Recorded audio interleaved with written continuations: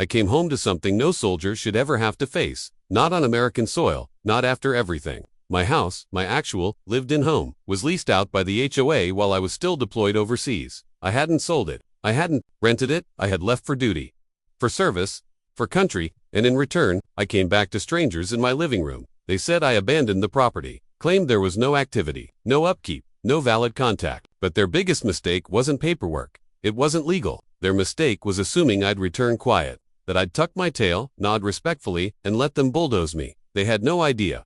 Let me back up. I didn't even make it to the porch before I felt it in my gut. The wrongness. The grass was trimmed. I know, it doesn't sound like a big deal. To anyone else, it might even look nice, manicured, clean. But when I left for a forward operating base in the middle of the desert, that lawn was knee-high and half. Weeds ruled it, and the old sprinkler system chirped and hacked like a bird coughing up dust every third cycle. Now the hedges were shaped. The edges were clean. The sidewalk had been pressure washed so thoroughly it looked like the listing photos I had once taken when I thought we might sell. There was even a new welcome mat at the door. It read, "Live, laugh, love." I stopped walking, froze in my tracks. "That wasn't our mat." Ours said, "Come back with a warrant." A little joke from my wife. She had a dark sense of humor, the kind you earn from worrying every time your partner disappears for deployment. That cold, crawling sensation climbed up my spine. Not fear, data, information, input. I wasn't panicking. I was observing, like noticing your toothbrush is just a half-inch to the left. Except now it was your entire goddamn house. Then I saw the Tesla. Bright red, sitting bold in the driveway like it belonged there, like it always had, like whoever parked it wasn't a guest. They felt invited. Wind chimes jingled lightly from the porch. That's what stopped me next. Wind chimes. My wife hated wind chimes. Always said they sounded like cheap hauntings. If something spiritual was going to visit us, it should knock properly. I moved forward, quiet, measured, muscle memory taking over. I reached for the doorbell, but then I froze. Through the narrow side window, I saw him. Some guy, early 30s, maybe. He walked barefoot down the hall, wearing a faded t-shirt and gym shorts, holding what looked like a smoothie, maybe strawberry banana. He was humming, relaxed, comfortable. Then came the music. Jazz, not the Coltrane kind, not Miles, no, it was the algorithm kind. Background jazz, coffeehouse playlist jazz, the kind that plays while you update your travel blog and sip oat milk cold brew. The door opened before I could knock. He looked like the kind of person who wore a beanie in 90-degree weather because he liked how it made his hair part. Flip-flops, aviators pushed up on his head, that same smoothie in hand, probably in a reusable bottle. He smiled like we were meeting at brunch. "Can I help you?" he asked, like I was a census worker or maybe a guy who made a wrong turn on Google Maps. I didn't speak right away. I wasn't confused. I was calculating. I'd walked into ambushes with more heads up than this. "This is my house," I said, clear, deliberate. He tilted his head like a confused golden retriever. I don't think so, man." My fingers found my key ring. I pulled out the same house key I'd carried across continents, through 7 airports, and 1 IED blast. I slid it into the lock. It didn't turn. "Dude," he said, stepping back slightly. "If you're looking for like the leasing office or whatever, I think you should talk to the HOA. We signed everything through them. Name's Logan. By the way, Logan." Of course it was. Before I could answer, the black SUV pulled up. No sirens, no urgency, just quiet menace. The kind of car that announces authority without ever saying a word. Big glossy lettering on the side. Community Safety Enforcement. 2 guys stepped out. Khakis and navy polos. Tactical vests, probably never seen action outside a kitchen spill during a clubhouse wine mixer, sir. One said, with a customer service smile stapled onto his face. "We're going to need you to step away from the residence." "This is my house," I repeated, this time louder. With weight. They didn't blink. "The tenants have signed valid paperwork." The second one said, shifting like he wanted me to flinch, "This is now an HOA-managed leasehold. You are trespassing." "Where's Karen?" I asked, like her name summoned her from the depths of a perfectly chilled mimosa. She appeared. Clipboard, beige visor, sunglasses so big they could reflect the sun, and her regret, if she had any. "Oh," she said brightly, rehearsed smile in place. "You're early. Excuse me, you weren't scheduled to return until Q4, she said, like I was a quarterly earnings report. "That's what your wife's last message said." "I wasn't scheduled," I replied. "I was deployed." Karen didn't miss a beat. "And we thank you for your service, truly, but under Bylaw 1 for C. Homes left unoccupied for over 90 days without documented maintenance or contact are subject to board reassignment." "Reassignment?" I asked, eyes narrowing. She nodded to Logan still sipping his smoothie behind the safety of my FOIA. "We placed a tenant temporarily, just to ensure the property remained in circulation." "You mean you rented out my house?" "We protected the community," she said. It's not personal. Did you receive my deployment waiver? She hesitated. Barely a twitch. But I saw it. Must have been a clerical error, she said. Finally, regardless, you'll have an opportunity to contest the board's actions at the next monthly meeting. Let me get this straight. You changed my locks, leased out my house, filled it with strangers, all while I was overseas. She shrugged, clipboard rising like a shield. We followed procedure. No, I said coldly. You didn't follow the law. I'm sure you'll have no trouble proving that, she said with practiced cheer. But until then, she glanced at her security duo. Please leave the property. They stepped forward. Not aggressive, just present, just enough pressure to see what I'd do. I looked past them into the open door. Saw the framed photo of my wife in uniform, her deployment picture, still hanging by the kitchen. They hadn't even bothered to take it down. Logan raised his smoothie, waved. That's when I felt the key in my palm, cutting deep into the soft tissue of my hand. I could have snapped it in two. Instead, I pocketed it, turned, walked to my rental, sat down behind the wheel. Not defeated. Calculating. I didn't call a lawyer. Not yet. I scrolled until I found the number I hadn't used since the last time someone tried to make me feel powerless. I texted one word. Ready. Response came in 2 seconds. Flat, always. I wasn't calling for help. I was calling for backup. The smell of motel carpet is like sadness baked into polyester. It clings. You carry it with you, even when you leave. That's what I noticed when I woke up the next morning. And my boots, still lined up like I was waiting for another mission brief. Because I couldn't stand down. Not yet. My wife brought me coffee. Whispered. They're still asleep. I nodded. Our son hadn't said more than 2 words since we were booted off our own sidewalk. His hoodie had become armored, worn up, tight, like he was under siege. And honestly, he wasn't wrong. While they rested, I worked. Laptop open. Bloodshot. Eyes burning. Dozens of open tabs, HOA bylaws, local zoning codes, public board meeting minutes. Digging. And then I found it. Buried in Revision D of the Community Vitality Addendum Bylaw 14C. Section 3. Properties deemed non-contributive to visual or environmental health standards for a period exceeding 90 days may be reassigned to provisional board control pending occupancy. Legalese, for if we don't like how your yard looks and you're not around to stop us, we take your house. And the kicker, the bylaw was backdated, filed after I deployed, approved during something they called an emergency proxy quorum. No public notice, no door-to-door, no transparency. Signed by Karen. Of course it was. Meeting minutes included one of her handwritten notes. This should help solve the Spruce Lane issue. Spruce Lane was me. I wasn't a person. I was a problem. I closed the laptop. Went outside to get air. It didn't help. Then I saw him, one of the rent-a-cop guards from yesterday, the younger one, leaning against a pickup, laughing on the phone. I crept closer. Yeah, guy showed up early. Totally lost it. Thought he was gonna go full Rambo. He chuckled. Pause. Nah. Karen handled it. Said he checked out of the neighborhood long before he even left. I stopped cold. That wasn't protocol. That was personal. He turned, saw me, visibly flinched. You stalking us now? He asked, trying to sound tough. I walked close. Real close. Close enough to see the sweat bead at his collar. You tell Karen, I said quietly. If she wants to quote me, she better do it to my face. His mouth opened, but I was already gone. By later that day, we drove past the house. Our son asked to see his room. We didn't stop, didn't go inside, just slowed down enough for him to press his face to the window. His room had been painted, posters gone, telescope replaced by a little dog bed. He didn't ask anything, just whispered, "Is it still ours?" He asked quietly. I didn't know how to answer. I wanted to say yes, but I couldn't lie. Instead, I said nothing. That night in the motel, my wife found me staring at the laptop again. You okay? She asked. I shook my head. I've had insurgents lie to my face. I said, I've had generals feed me false intel, but I never thought it'd be a clipboard in a neighborhood newsletter that got me. She sat next to me. What do? We build the file, I said. We track every vote, every signature, every dollar. Then I stared at the screen. We take back what's ours. The next morning I returned to the HOA office. This time I brought a GoPro clipped to my shirt. Walked in like I was there to buy a condo. Karen was inside, chatting with a realtor.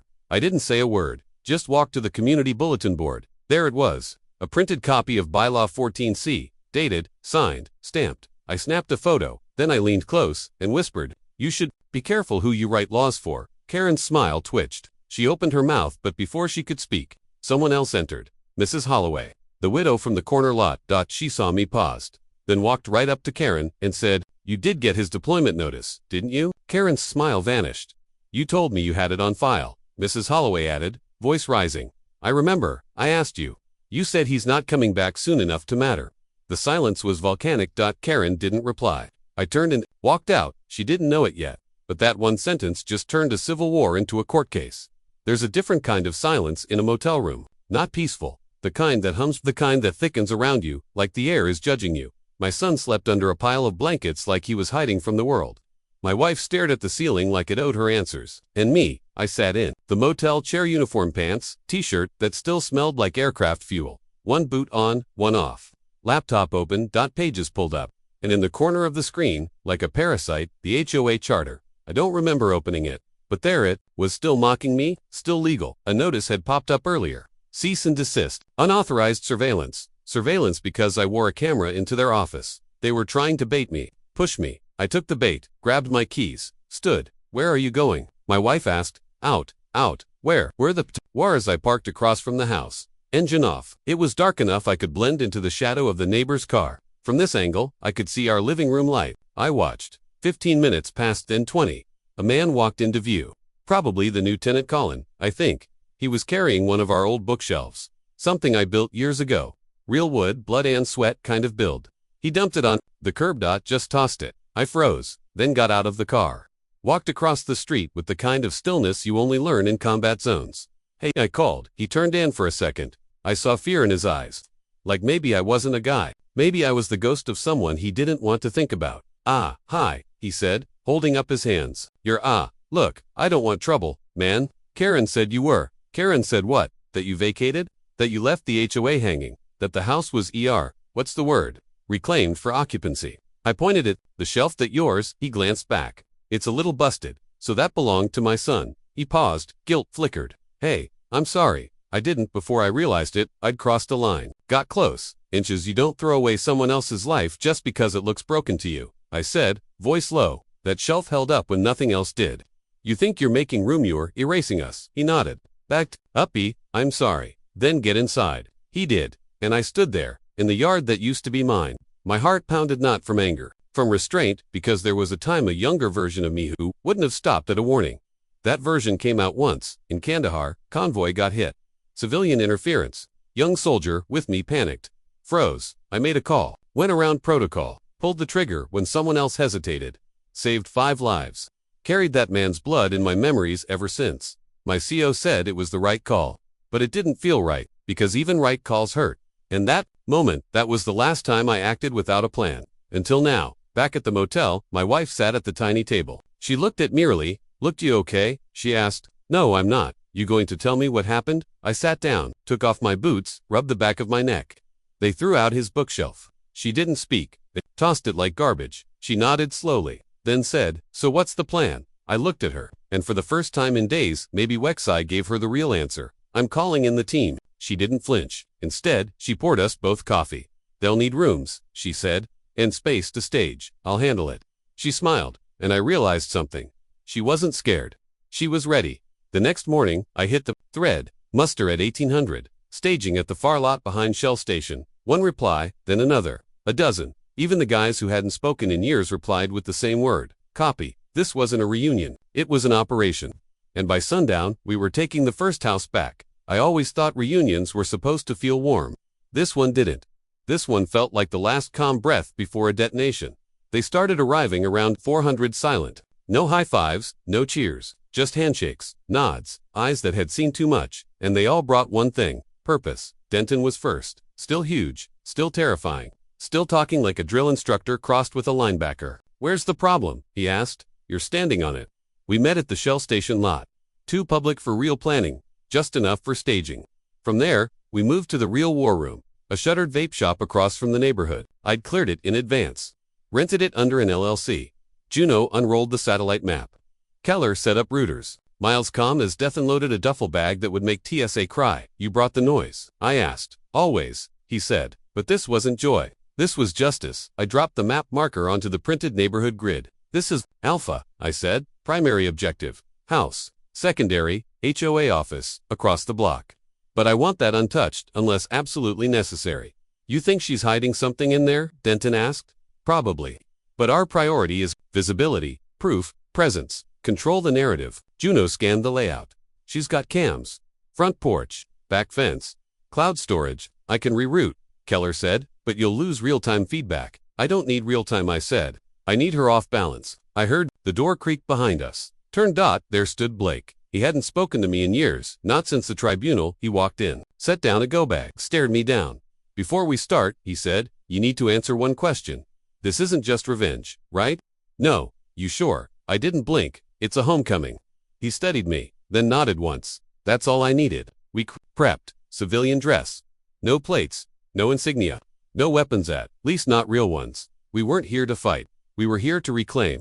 But something kept clawing at the edge of my mind, the voice from 3rd Platoon, the memory of Hellman, the man I couldn't save. I felt the pressure behind my eyes. Cole noticed, pulled me aside. You good? No, you need to be. We're walking the line. One wrong step and it's federal. I know. I'm not worried about her, he said. I'm worried about you. Halfway through the layout brief, my phone buzzed. Unknown number. I answered. Silence. Then, you're trespassing. Karen, you're bluffing, I said. Am I? Because I just filed an injunction with Judge Mallory. You remember him, your old neighbor. His daughter sits on the HOA board now. You're scared. No, she said coolly. I'm connected, and I'm patient. Go ahead, bring your little army buddies. I'll be waiting with paperwork. The line went dead. I turned to the team. She knows. Burke stepped forward. Then we do this cleaner, smarter. We've got less than 48 hours. I said, she's trying to flip the house legally. Abandonment clause, fake. Ray grunted. Bribed the clerk. No. Married his cousin, double quotes. Silence. Then Miles from the corner. What's the move? I walked to the back of the room, pulled out a box wrapped in the faded flag from our last tour. Inside, my folded uniform. I held it up. She disrespected this. I didn't say me. I didn't say us. I said this. Because that's what got us here. Not revenge. Not pettiness. The line she crossed. Burke stepped forward, laid his hand on the fabric. Then let's take it back. With honor. We broke the team into pairs. Miles and Burke decoy and containment. Cole and Ray digital infiltration. Burke and I point of entry and narrative control. We'd show up like neighbors, friendly, smiling, hidden cams, mics, recorded handoffs. Every step legal, every word a blade. Before we split, I looked them in the eye. Karen thinks this is a game. That you're here to scare her. She's wrong. You're here to remind her some people still protect what's theirs. They nodded, silent, focused, but at 0600, it wasn't Karen who opened the door. It was a sheriff. Clipboard in hand. Our names on it. 600 hours. Operation Homecoming was a go. We moved in civilian pairs. No tactical gear, just backpacks and cameras. Everything legal. Everything documented. I'd never seen the team look more dangerous.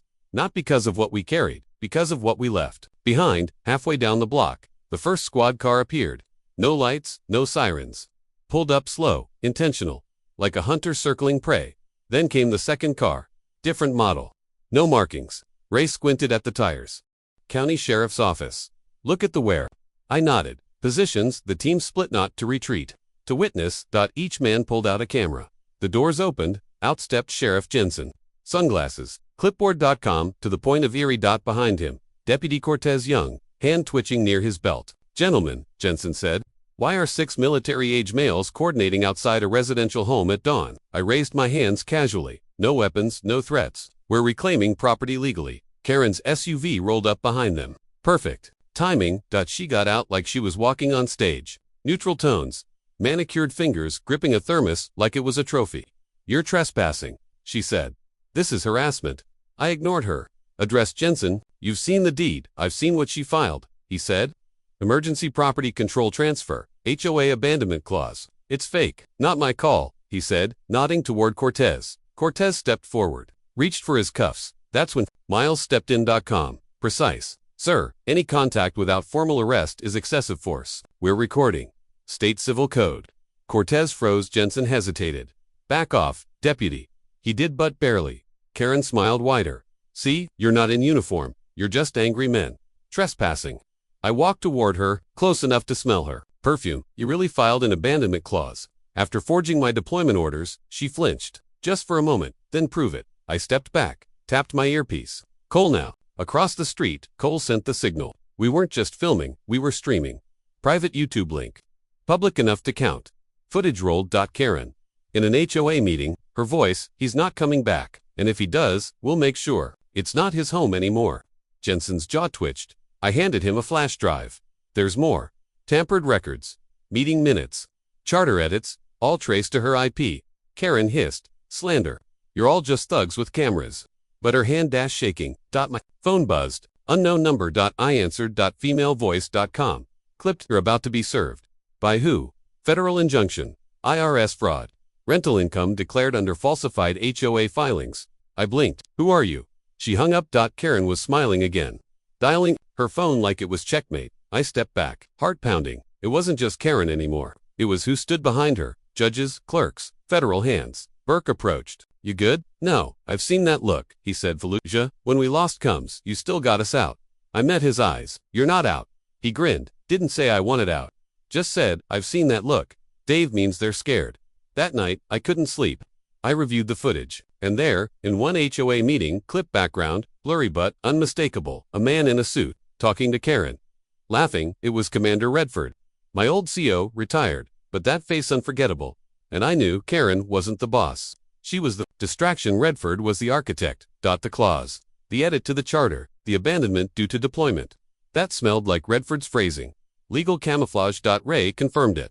Forensic timestamp, edit, dated 3 weeks after my deployment. Post-dated, fabricated. We're not just fighting her. I told my wife that night. She didn't look up. Yellow legal pad in her lap. We're fighting him, too. Redford, she said. I figured, she said. You always did see the cracks. I nodded. Tomorrow, we don't. Just reclaim. We expose. First, I see leverage, she said. Karen thinks she's covered. But Redford, he's sloppy, arrogant. That's a crack we can wedge open. We called in Soren. He scrubbed the HOA digital files from the past 18 months. Traced every edit, and in one audit log, buried deep, there it was. A username, Redford_compliance_admin. He wasn't hiding it because he didn't think anyone would look. At 3:00 a.m., I couldn't sleep. I paced the parking lot with a notepad. Each page had a name, each name a position.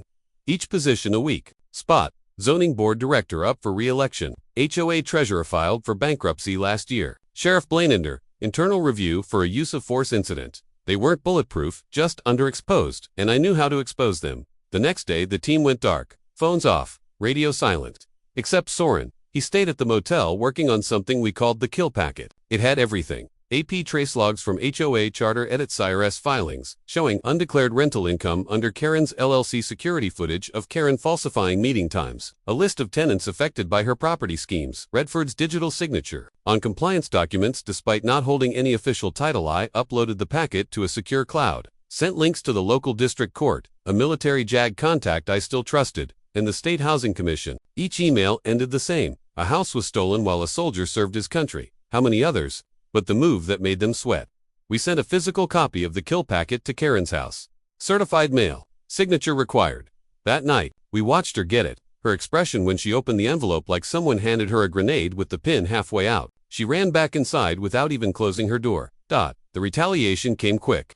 Elijah was pulled over the next day. Twice. First, for a suspicious vehicle. Second time he got served a restraining order. Filed by Karen. Claimed he'd threatened her verbally. We had footage. He hadn't even spoken to her. Didn't matter. Now he had to stay 500 feet from the subdivision, just as our operation neared its climax. I'll sit out, Elijah said. This is bigger than me. You're part of this, I told him. We adapt. But inside, I was boiling. Karen was bleeding our team from the edges.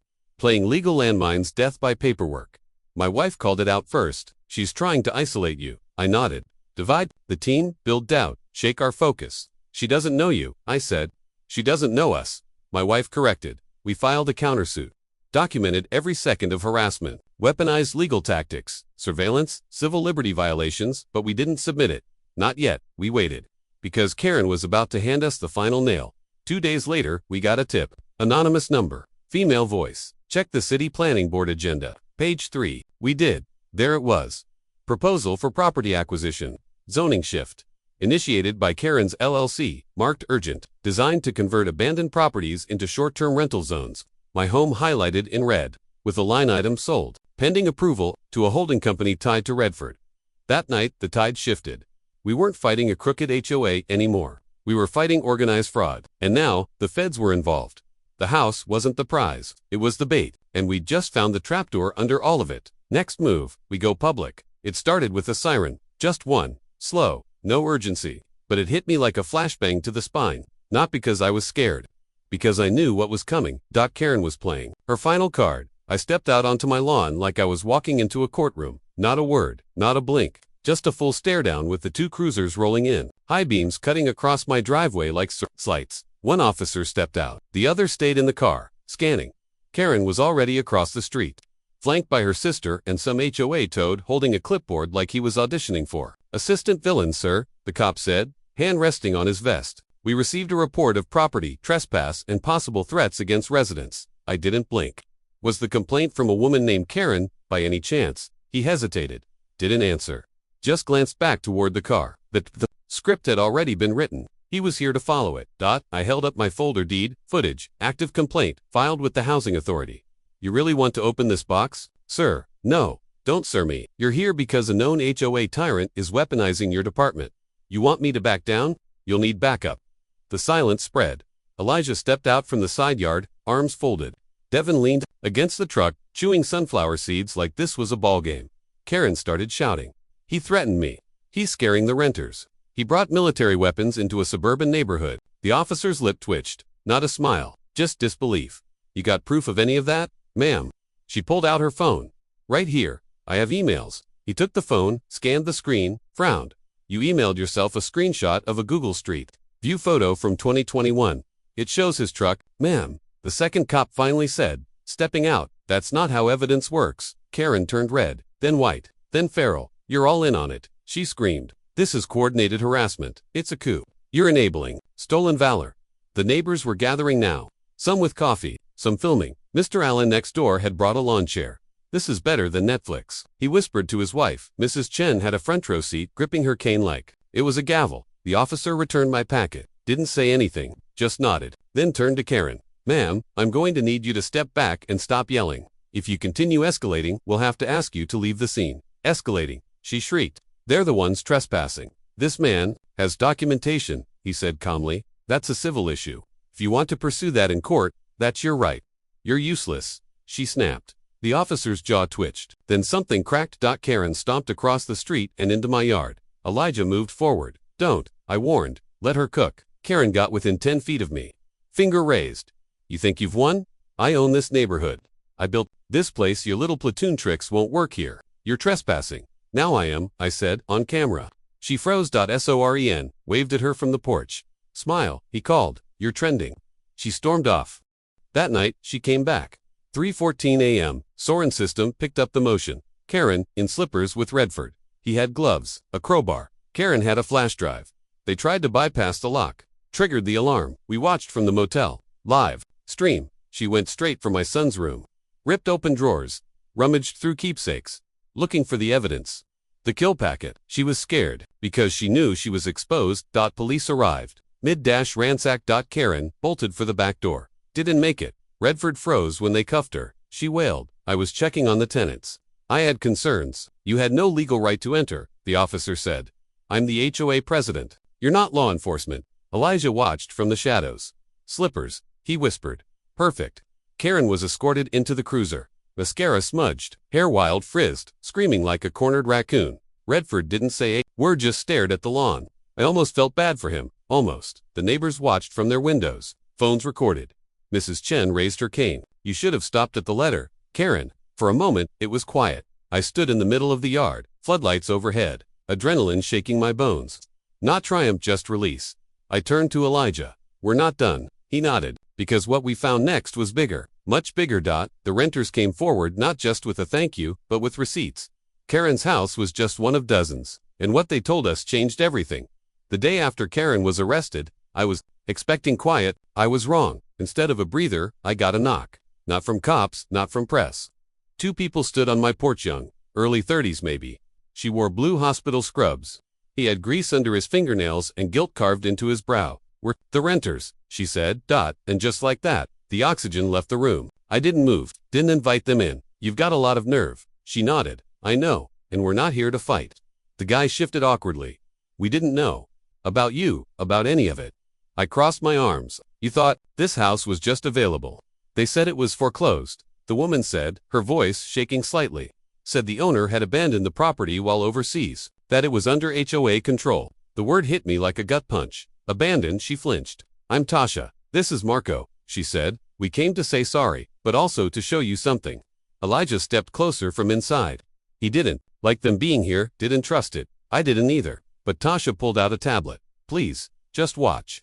She showed me an email thread. HOA headers, Karen's signature. Subject line, authorized rental unit, fast track approval. This is what we got when we signed, Marco said. Karen told us it was being managed directly by the board. Said it was part of a housing relief pilot revitalizing distressed homes. I stared at the screen. The paper trail looked polished. Too polished. She charged us above market rate, Tasha said quietly, said the extra went to legal recovery fees. She'll tell you who owned it. I asked. Marco shook his head, didn't care. She said he wouldn't be coming back. My fists curled. Back inside, I pulled out my own folder. Mortgage receipts, deployment papers, active service records. Everything that said this home was mine and had always been mine. I tossed them onto the table. This, I said, is the truth. Tasha stared at the documents like they were crime scene photos. Because they were. We were pawns, she said softly. I didn't know how deep it went until yesterday. Until I saw the cops cuff her. Until I saw you. Elijah leaned forward. And there's more. Tasha opened a second folder. This one held printed pages, some wrinkled, some annotated, rental agreements, scanned checks, fake court notices. I found others, she said. At least 6 more homes, all managed by the HOA, all rented out, and all owned by deployed military. My breath stopped. Say that again. All deployed, all military, all overseas or in rehab. She used the same justification of Code 19B, abandonment of community property during absence. Code 19B, a clause meant for burned-out sheds or homes, left in disrepair for years. Garen weaponized it against active soldiers. We started digging. Devin pulled public records, property lists, signatures, bylaws, and then there it was. One name printed at the bottom of every transfer, Julian T. Mercer, HOA treasurer, former real estate broker. He hadn't been at a single board meeting I'd attended in years, but he'd signed off on every illegal lease we'd found, all traced back to his investment firm. That wasn't just shady, that was criminal enterprise. Mercer's not just complicit, Devin said. He's the source. Karen's just the hammer. I paced the kitchen, heart pounding. How many homes? 9 that we know of. How many soldiers? 3 still deployed. 2 in VA hospitals. 1 died in combat last year. His property got reclaimed 2 months later. Silence. Tasha spoke softly. She told us his family had walked away from it. I felt something inside me tear. I wasn't just fighting to get my home back anymore. This was theft on a battlefield. Most civilians don't even know exists. And Karen, she was just the face. Mercer was the architect. I want him exposed, I said. Elijah cracked his knuckles. How hard? No weapons, no threats, just truth. Louder than a bullet, Devin added. We crafted a war plan. Davis ran surveillance on Mercer's office. Nothing unusual, just a dusty old man with too many locks on his gate. But Devin struck gold. An anonymous HOA server backup. Every document, every email, every fake violation notice. Right there. Digital footprints, straight to Mercer's laptop. I called my contact in the DA's office. Not for favors. Just to tell her, you're going to want to see this. She said nothing, but she didn't hang up. That night, we posted a video. Footage from Karen's arrest. Redacted documents, testimony from Tasha and 2 other families. We called it, The Neighborhood Takeover. How the HOA hijacked the homes of heroes. In less than 24 hours, it hit 1 million views. The next morning, Mercer locked down his home. No lights, no movement, but the subpoenas didn't knock. They landed directly, and the cops came with them. Elijah, Davis, and I watched from the truck. He opened the door, didn't even ask who it was, just stared like he'd been waiting for the war to reach his front lawn. You've been stealing homes, I said flatly. You abandoned them, he replied. I stepped closer. We defended them. You looted them. He smiled. You'll never win. HOAs are legal fortresses. I leaned in. Then I guess it's time for siege tactics. The officer stepped forward. Took him in. No fight, no denial, just a muttered line. You can't fix stupid patriotism. Elijah almost swung. I stopped him. He's not worth it. We drove home. It was almost over, but not quiet, because when I got home, there was a letter in my mailbox. No return address, just a seal. City Enforcement Division. Complaint inside. Unauthorized tactical training on residential grounds. Filed 2 days ago. And signed Karen Prescott. From jail. Karen wasn't done. She'd filed one last strike before going down. And if this report went through, my house would be condemned. Unless I did something drastic, I thought we'd won. That's the dangerous part about a clean victory. Just when you start breathing again, you forget to keep your guard up. And then the letter came. No postmark, no name. Just a white envelope on my doorstep like a bad omen. Inside a single page. City complaint. Filed under my name. Against my house. Violations listed in bold. Unauthorized tactical training. Community safety risk. Civil code violation. 43 AALL tied to my backyard. I stared at the form. Not printed. Typed, clean, precise. A document meant to look official. But then I caught the signature. At the bottom, Karen L. Prescott. Filed the day she got arrested. She timed it like a demolition charge. Pulled the pin, smiled for the mugshot, and let the fallout hit me on delay. My throat went dry. Elijah walked in behind me. Paused. What's that? I handed it to him. His eyebrows twitched. She's still playing. No, I said, heart pounding. She's finishing. Suddenly, every worst-case scenario came rushing in at once. If the city flagged the complaint, my house would be marked for inspection. If the inspection failed, it could be condemned. If the condemnation held, I'd lose the right to reside on the property pending court review, which meant eviction. Again, and if the Army saw that, it wouldn't just be a PR nightmare. It'd be a security liability. Worst case, I'd get slapped with an internal disciplinary review, labeled a community risk, maybe even dishonorably discharged for bringing discredit upon the service. All from one lie. Written from a jail cell. And this time, it wasn't about winning anymore. This was existence. I sat down. The weight hit different. I'd fought so long I forgot what fear felt. Like real fear. The kind that makes your stomach cramp and your fingers itch like you're supposed to be doing something. But what? Karen was in jail. Monroe was indicted. The HOA had collapsed. So how was she still swinging?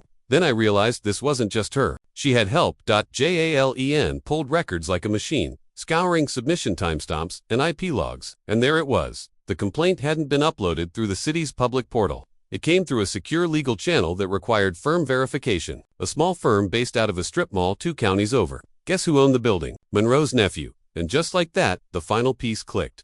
Karen wasn't making a last stand. She was part of a fallback plan. The rats were still moving inside the walls. I didn't scream. I didn't throw anything. I did what soldiers do. When the first wave fails and the enemy repositions, I regrouped, and I planned a counteroffensive first. I built a file. Evidence of tampering. Video from the backyard every training session, either rescue drills with max or controlled mobility. Work cleared through veteran charities. Noise logs. Security footage. Signed neighbor waivers. I even dug up an old HOA newsletter where Karen herself praised my service dog program and community outreach efforts. Her words, in ink, now being used to frame me. Second, I called in a favor, my friend Eli, a former prosecutor. Clean record, quiet demeanor, shark for blood under the surface. I need this buried, I said. You mean handled? No, I replied. Buried, legally, so deep even Karen's ghost can't find it. He paused, then asked for my address. The inspection came 2 days later. Middle-aged guy, looked like someone's uncle who moonlighted as a referee. Just, need to take a look around, he said. Of course, I replied, calm, as I could manage. Ramos, Yalin, and I walked him through the yard. The setup was minimal. Sandbox area. Locked storage. Noise dampeners on all gates. Max performed a command test, obedient, precise, never left the handler's side. The inspector jotted notes. You run this like a training facility. We are a training facility, I replied. For what? For coming home and not breaking? I said. Simply, he nodded once. Didn't say another word. 3 hours later, we got the ruling. Complaint dismissed. The city found the submission incomplete, unverified, and retaliatory. They flagged Karen's name and launched a fraud inquiry. I sat back in my chair and finally let the air out of my lungs. Then the email came in. Subject, HOA, Asset Redistribution. Review Insida forwarded request from the County Housing Board. Karen had used HOA funds meant for legal upkeep and neighborhood maintenance to pay her legal team. Now the board wanted it back. From her personally, that's what finally broke her. Not the arrest, not the exposure, not even the humiliation. It was the debt. You take someone's illusion of power, they scream. You take their money, they fold. A week later, her lawyer filed a motion to withdraw. Karen stood in court, alone, hair unwashed, skin pale. I didn't go. I didn't need to. Because some enemies aren't worth watching fall. Some battles you win by walking away and letting the world finish them for you. I came home that evening and stood in my driveway. The porch light clicked on. Max barked once and padded toward the gate. Ramos handed me a beer and said, "So now what?" I smiled. Now we make this place a home again." And I meant it until I opened the mailbox. Inside, another envelope, smaller, heavier. One word across the top in block letters, appeal. Inside, a handwritten note. No punctuation. No return address, just a sentence. You didn't win, you just got lucky. And taped to the Baca key, not mine. Old, rusted, labeled in faded Sharpie. Unit 13, which didn't exist. Not in this subdivision. Not on any HOA record. Not in any blueprint we'd ever seen. What the hell was Karen trying to tell me? Was it a threat, a bluff, or something worse, another move on a board? I thought we'd already burned to ash. Because if that key opened what I thought it did, this war wasn't over. It hadn't even started yet. I didn't sleep that night. Didn't talk about it either. Not to Ramos, not to Yalan, not even to Max. Because I knew what it meant. Karen wasn't done. She was baiting me one last mind game, one final riddle, so I played along. Unit 13 didn't exist on any current map, but buried in a 14-year-old blueprint from the county archive, there it was. A storm shelter, cement-lined, hidden beneath the foundation of a raised model home. Sealed, abandoned, forgotten. Except by Karen.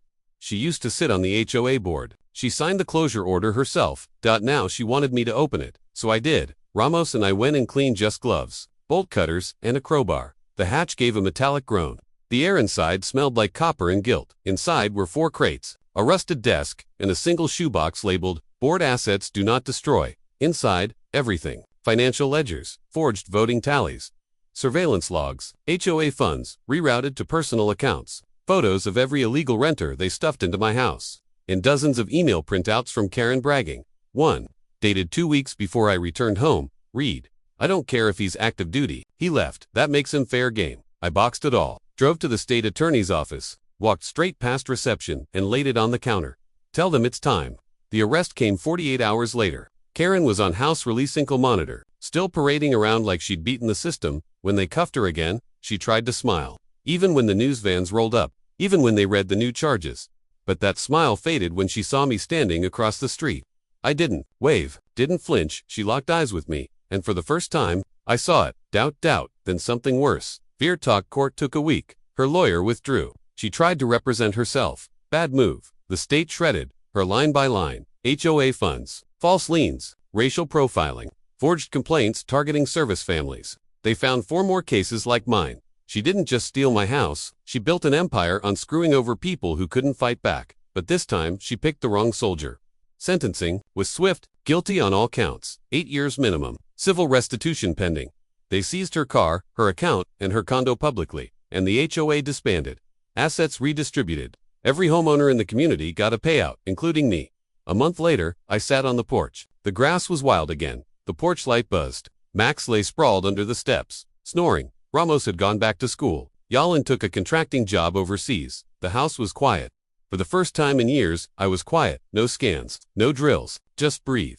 Then the doorbell rang. It was Mrs. Delaney, the neighbor, who'd stood up for Malik all those weeks ago. She brought cookies and a folded envelope. Found this in my mailbox. Think it's yours. Inside, a check from the state fund, and a handwritten note. Thank you for showing us we don't have to be afraid of them anymore. I closed my eyes. That's when it finally hit me. We didn't just win, we changed the rules. Max stirred. Tail wagging, I scratched behind his ears and whispered, "We're good now, buddy," because for once we were. There are 1,000 ways to serve your country. Some do it with boots on the ground. Others fight from their porch against a clipboard, a smirk, and the kind of evil that hides behind bylaws. But in the end, justice is louder than any HOA notice.